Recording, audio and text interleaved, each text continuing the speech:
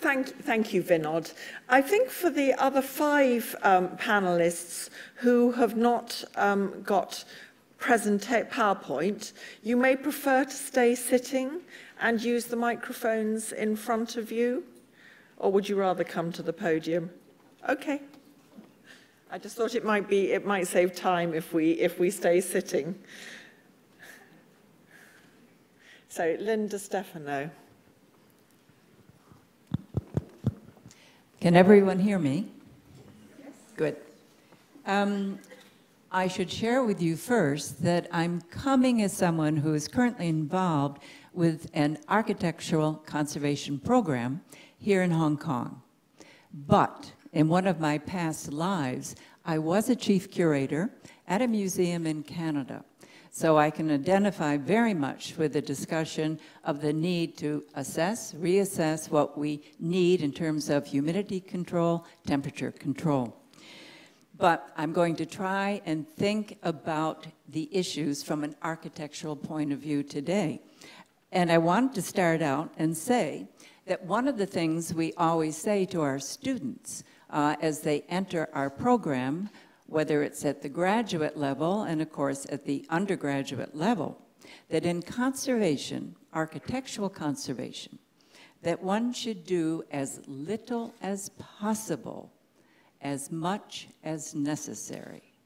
And I think this is a very good guiding principle, whether we're dealing with buildings or we're dealing with artifacts. Do as little as possible, as much as necessary.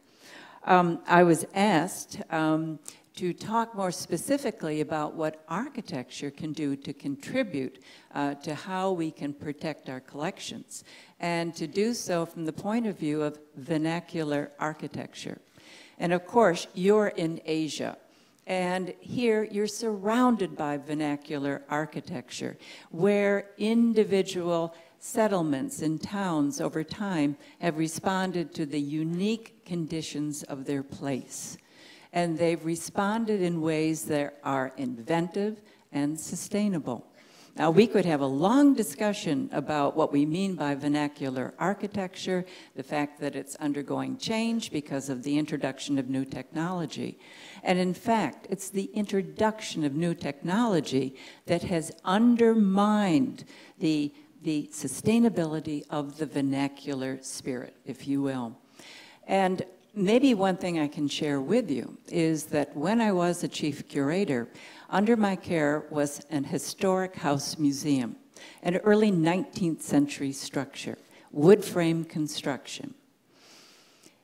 Believing that the best course of action was introducing air conditioning and climate controls to an early 19th century building that was in very good condition and included its original furnishings, there was little thought about the consequences. So air conditioning introduced, nice steady temperature, good humidity control, but the people that installed the air conditioning didn't understand about dew points and the consequences of having a cool interior and a hot exterior, or the converse, a cool exterior and a hot interior. The wood frame rotted. So facade by facade, it had to be replaced. Now this is incredible. If the building had been left alone and it functioned as it was originally intended to function, windows would have been open, air would have been circulating during the season where it needed to be circulating. And to me, it was a very good lesson in doing as little as possible. But getting back to vernacular architecture in this part of the world, so much we can learn from that, and especially about air circulation, about the capacity of air to really protect our collections and do it very efficiently and very sustainably. So through openings up high where air can be brought in or air can go out, through protections verandas, for example, to shield the inside. So this is just air circulation, airflow. But of course, materials themselves can also function as caregivers to our collections. So earth construction, for example, is very healthy. Solid brick walls can be very healthy. Stone walls have their own problems, but again, can give adequate protection to the elements. So I think I've said enough. I hadn't thought about talking about this today. Actually, I prepared a different kind of presentation, but I'm very happy to deal with it this way. I could say one other thing in closing. Thanks, Lynn. I've talked too much. That was absolutely perfect, what you said, and really useful to introduce vernacular architecture and the way that works in difficult climates. Thank you. You're welcome. Dr. Song Ji-rong from the Palace Museum next. Thank you.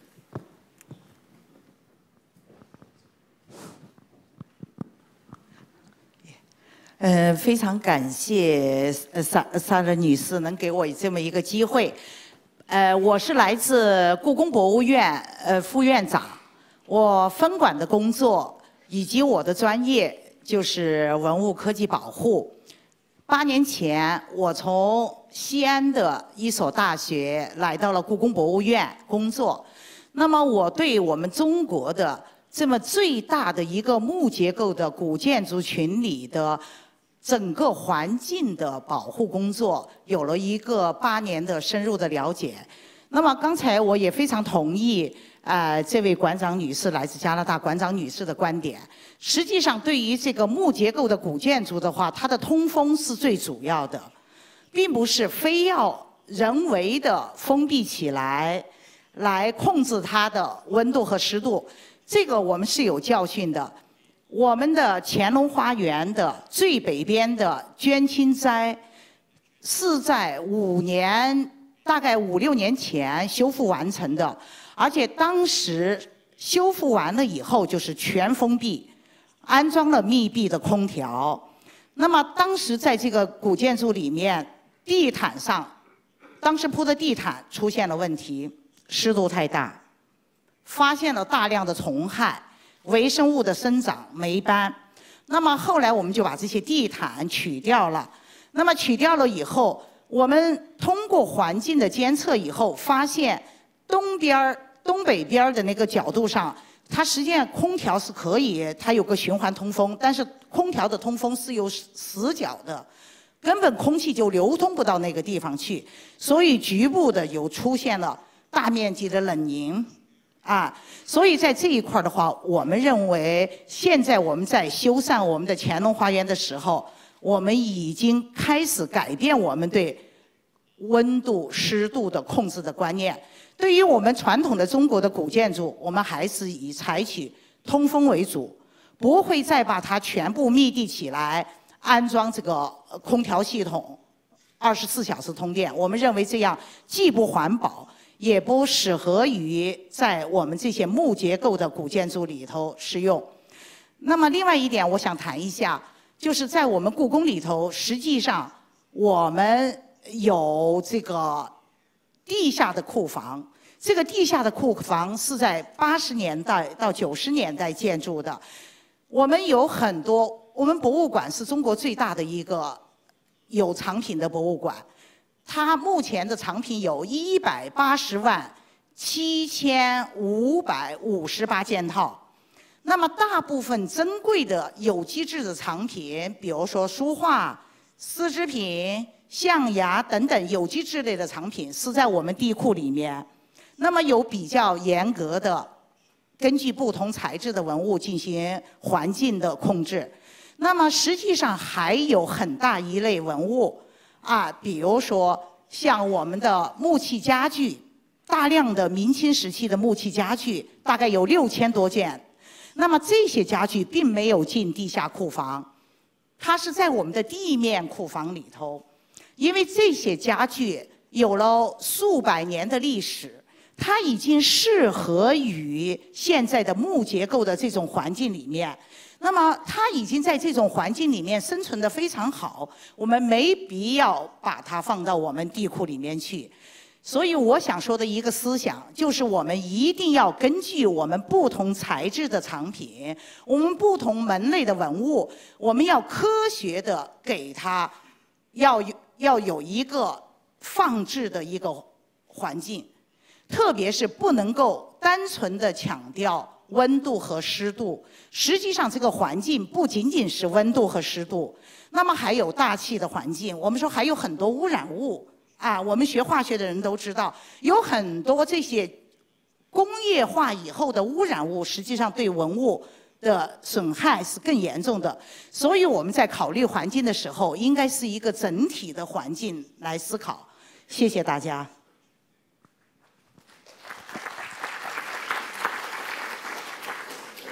Thank you very much, Dr. Song. Jerry.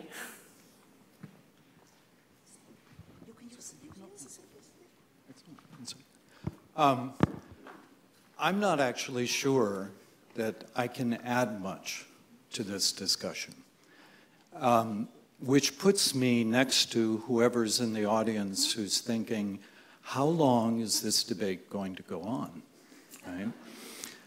But I can remind you of something. It's an extraordinarily healthy discussion. And it's going on so long because of your schizophrenia and my schizophrenia. As conservation professionals, we have to both seek out the ideal, but we also have to settle and work with the pragmatic and our limitations. It's always been that way, but the weight of which one of those two got the most attention is shifting in our field. 20, 30 years ago, we enjoyed a very luxurious, kind of idealistic attitude toward what we do. But it was also rather prescriptive. If you asked a conservator what their purpose was, they would say, to save the world's heritage forever. I think you've noticed that that's shifted to manage change. It's a sign that we're becoming more relativistic. We still want to pursue the ideal, but we're putting more emphasis on the fact that it's all relative. There are many answers to the many questions we face. The debate also goes on for so long because somehow there's something very unsatisfactory about the answer, well, it depends. We would rather be given very prescriptive answers, but we're realizing that they don't exist. And when you look internationally, you realize the dramatic range of understanding this issue and the dramatic range of challenges.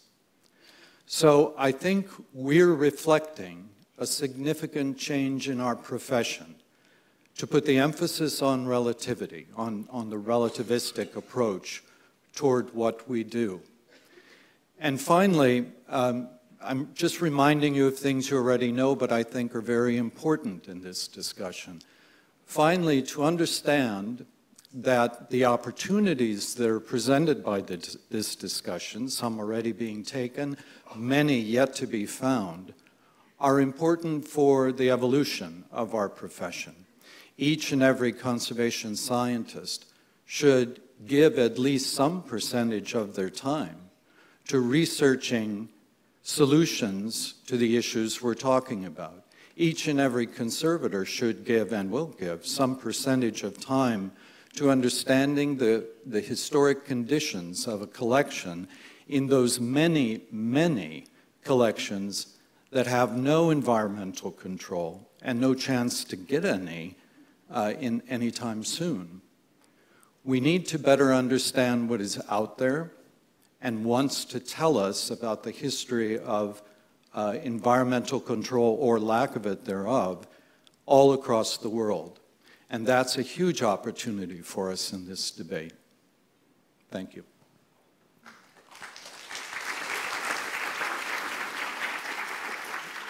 Thank you, Jerry. Richard. Thank you. I think my role is really to give a little bit of local context and to represent the non-conservatives in the room. My museum, which is just a few hundred metres from here, is 4,400 square metres, and it's in a converted pier. And I think, as most people would know, using converted buildings is difficult and expensive, so I wouldn't recommend it. Secondly, I think I state the obvious that Hong Kong has a harsh and unforgiving environment. Obviously, my museum is very close to the sea, but all of Hong Kong Island is, which sets up the sort of normal cycle of corrosion with sensitive material, both in terms of collections, but your computers. But we also have the impact of typhoons, which are no laughing matter, and they come every year, and some of them are very dangerous. In terms of the actual environment which we've been given, both in spring and summer, we have a sort of unstable and wet environment, and in summer we have a hot and humid environment, and we simply can't change it. So those parts of the world which don't suffer from that are very obviously lucky. In terms of the specific issues, if you come to the museum, we have an extended glass roof which creates a lot of heat. We also get water penetration during intense rain. So when we have a typhoon, we have a lot of care and attention to making sure that if there is water penetration, we deal with it quickly. We have lots of poorly sealed sections of the building where there's pipe insertion, so it gets to the issue of conversion. We also have an air conditioning system which broadly reflects elsewhere in Hong Kong, which really struggles with the very high humidity levels. So once the humidity gets above 80%, all systems in the city really struggle. And really, if you've got an 80% outside, you've probably got a 60% inside. And obviously, with 95 or 100% humidity, it really stretches all systems, including our own, which leads to practical things like high air conditioning bills. There's also a sort of conflict between air circulation and air conditioning. These are sort of very kind of practical issues where air is being cooled but not necessarily dried. There's also an issue about visitor comfort versus conservation. So at the moment we set it about 20 degrees, which is something that people are used to if you go into any shopping centre, and they complain if it's pushed up to 23. We also have this whole issue of air walls rather than air locks, and that's something that's peculiar to our building, but I can only suggest to architects working in this area that they really need to get back to some old design strategies. I'll simply leave it that our current strategies, reflecting light and heat, strengthening our cabinets. We recently had the Selden map from Oxford University, which was very instructive in that we really worked with a very, very professional team, and they did test our showcases, which are of very good quality. So that sort of the kind of protection rather than the mechanical is very important. And really the usual things that museum directors have to do, always looking to new strategies. So I hope that gives you a little bit of an insight that Hong Kong suffers like everybody else, but perhaps more so through our tropical environment.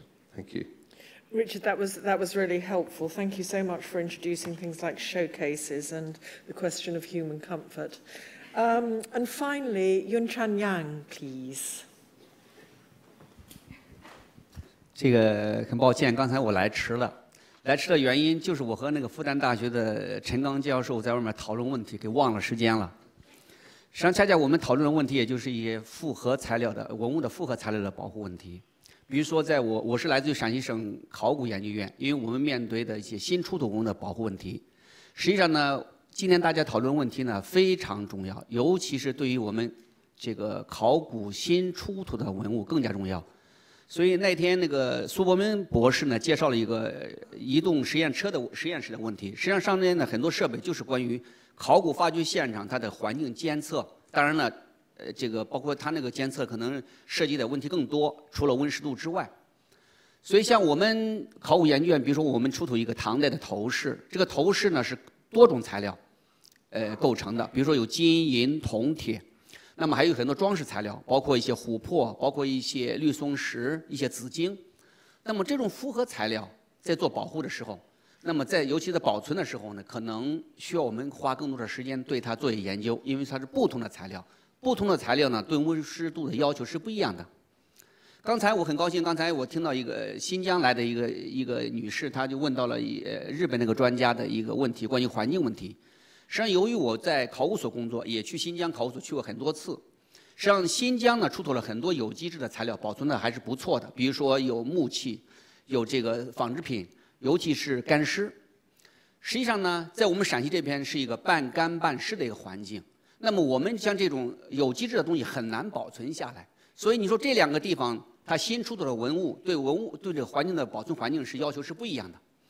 所以有一次我到新疆，大家就在讨论一个关于它的古尸和纺织品的保护问题。大家有些人就提出来是将来搞一个相对稳定的一个环境，尤其可能有些人参考不同地方的标准，提出一个温度和湿度的要求来。实际上也有一些专家提出来说，新疆的那批东西，干湿也好，它那个纺织品也好，就应该结合新疆的那个环境来保存它。说不定我们不需要做任何的，不需要用空调，可能说不定更好一点。所以呢，我就说，在这几年呢，在中国呢，内地呢，这个新出土的文物非常多，而且环境的差异非常非常大，北方的、南方的，到新疆的西部的和东部的。所以呢，对于我们来说，可能要花更多的时间来研究新出土文物的保存环境。这是实际上也是一个我们可能需要花更多的时间和精力来做它的研究。那么，一是我们这个不同材质的文物得到很好的保存。这就是我的一个观点，就是说我们要把新出土文物一定要研究考古发掘现场的环境和未来它的保存环境，可能才有利于新出土文物的这个保护。谢谢大家。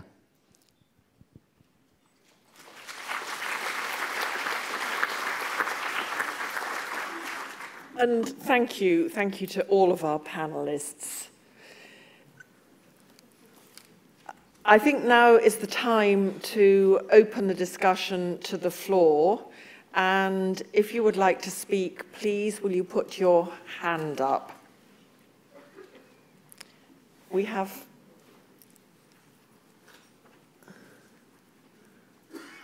My question is, I really can empathize with Professor Di Stefano's assessment that we should do as little as possible, but as much as necessary. But sometimes this notion of necessity may vary when you're talking about museum professionals from different cultures. And that ties in with my question to Mr. Daniel. I am not familiar with the work that is done by ICOM-CC, but the question is, if different countries have different notions of how an artwork ought to be displayed or conserved, then how should we deal with this kind of cultural differences? Specifically, if a lending institution, if a borrowing institution wants to borrow an object from a foreign country, but that object to be borrowed is actually originates from the country of the borrowing institution, then shouldn't the lending institution respect what the environment that is from the borrowing institution? I'm sorry if this sounds confusing, but a specific example that I would like to mention is that I work at the Chinese University of Hong Kong, and recently we tried to borrow some Chinese paintings from a European museum, but that museum actually requests to me, a very bizarre request of not allowing Chinese paintings to be rolled up in the shipping process. And so, of course, we will have to create a very special crate to increase the carbon footprint and then to increase the cost. But actually, that's not the issue. But the question is how do we deal with that problem? This relates to the frustration of the loan process. Thank you. Vinod, do you want to?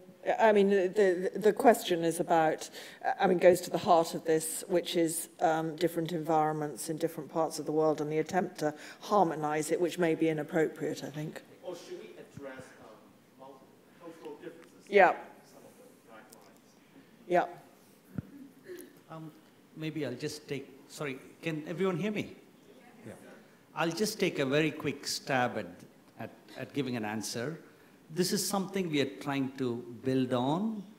I'm not sure whether most countries do have a stand on this issue at this point, when you look at most parts of the world. So they all lean to probably whatever is existing at this stage. When it comes to loans, I think the struggle often is on things like insurance, and a whole range of other issues come to play. So it's not probably as simple as changing, things in an appropriate manner, but you need works of art to be insured. The insurance companies need to be convinced that the damage, that they're not liable. So there's a whole range of issues there that one needs to look at. Part of what we are trying to get to at this stage is very much to get more consensus in this. For loans, I think very often our hands are quite tied. Thank you. Next point from the floor. I think that's one of our speakers from the earlier session this morning. 特地跑到前面来就是要抢话筒来的，因为我是刚才也介绍了，我这边也是做这个温湿度的监测，更多的是关于这个房子的这个监测。那同时呢，我这边研究呢也会发现，其实在这个温湿度的控制当中，我们更多的要控制的是湿度。温度本身可能对文物当然对有些文物来说，它通常的温度要求并不是很高，但湿度要求非常非常高。那么不同的文物会有不同的湿度要求。那么针对特别是像刚才说到故宫的那个木构建筑，那么我在这边在江南这边的保国寺，那么也是个木构建筑。那么我们发现呢，就是说对于木材这样有机质的材料，它本身内部是需要有一定的含水率。也就是它里面内部木头里面需要有一定的水来保持这个木头的完整性，要是没有水的话，它就裂掉或者干掉。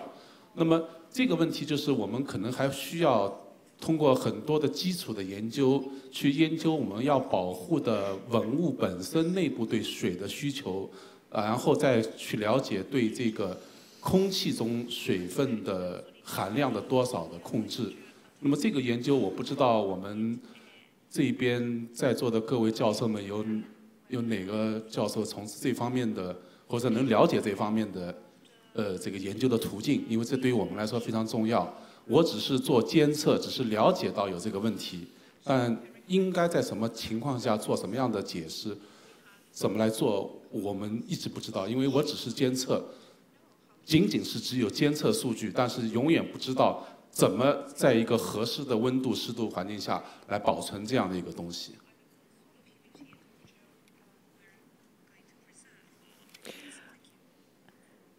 Thank you.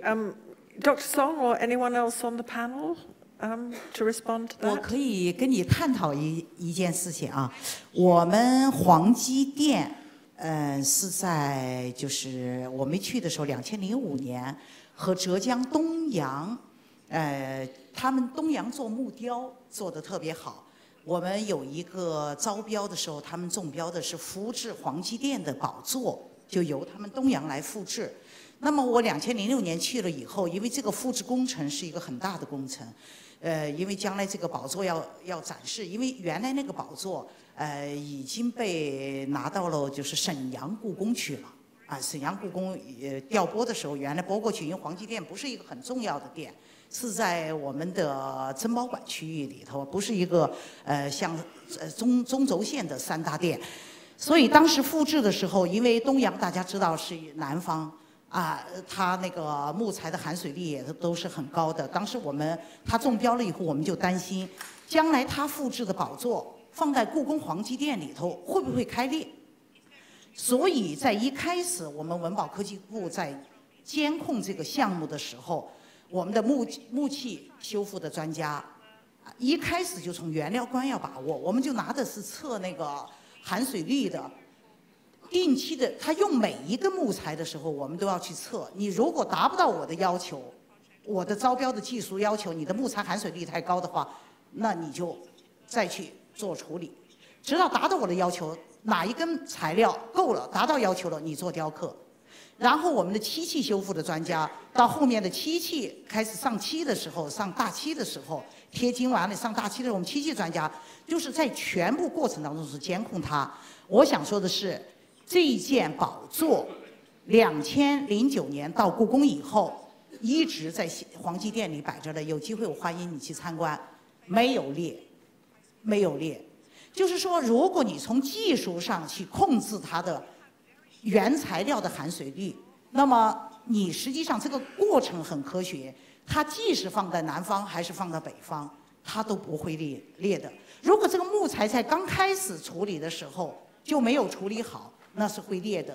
特别是你可以观察到我们故宫放了几百年的那些家具啊，那家具就在地面库房里头，而且我们故宫那个家具存放的就是在古建筑里面，而且是2层。我们经常去观测，我们也有测定温湿度的那个环境，我们负责环境监测的同志也放的有温湿度计。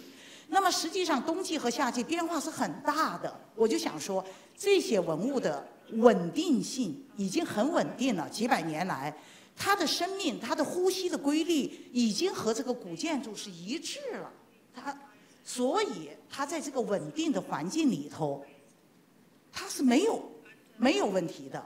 如果这个环境你要特别要注意它的，就是我们说光环境对它的影响。就储藏的这个在地面上的话，它的窗户的玻璃一定是隔红隔紫，一定是我们说在适合的空气条件下是开窗通风，不适合的时候，比如说夏季高湿度的时候，达到了饱和湿度，相对湿度达到了80、90，你就不要开窗。如果在秋季温湿度非常好的，我们说没有空气污染的这种环境下，你可以开窗让它透气。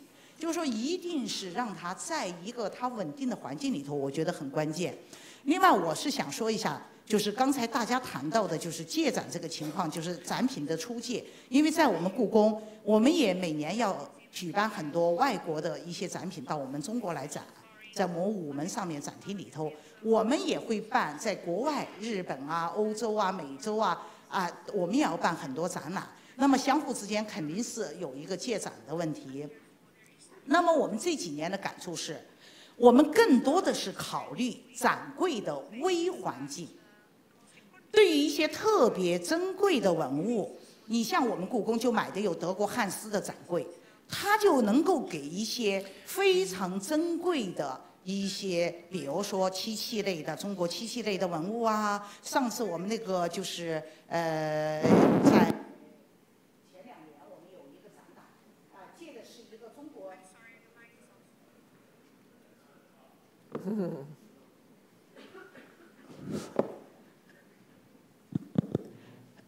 像那个出土的漆器类的文物我们兰亭特展的时候，那就是唐代的出土文物，喝酒的那个以前的酒具，我们就放在因为它要求很高，我们借人家的文物要求很高，因为那些漆器文物都是出土的，我们就要放在这个更好的微环境的展柜里头来进行展示。